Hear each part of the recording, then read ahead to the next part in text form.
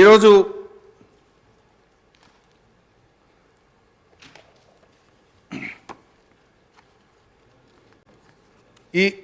ఈ బుక్లో కూడా అధ్యక్ష మీరు చూసినట్టయితే రెండు మూడు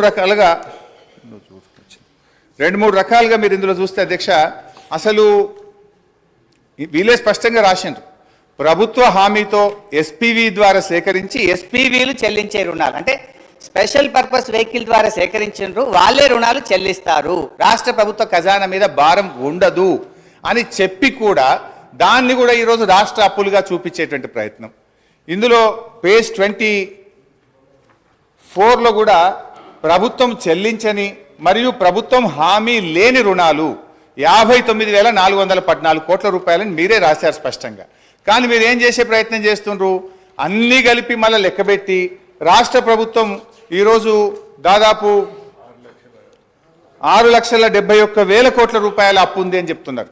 మీరే ఈ బుక్లో అంటారు, ఒకవైపు రాష్ట్ర ప్రభుత్వం చెల్లించని హామీ లేని రుణాలను రాశారు, ప్రభుత్వ హామీతో సేకరించి రాష్ట్ర ప్రభుత్వం ఎస్పీవీలే చెల్లించుకునే డబ్బులని చెప్పినారు.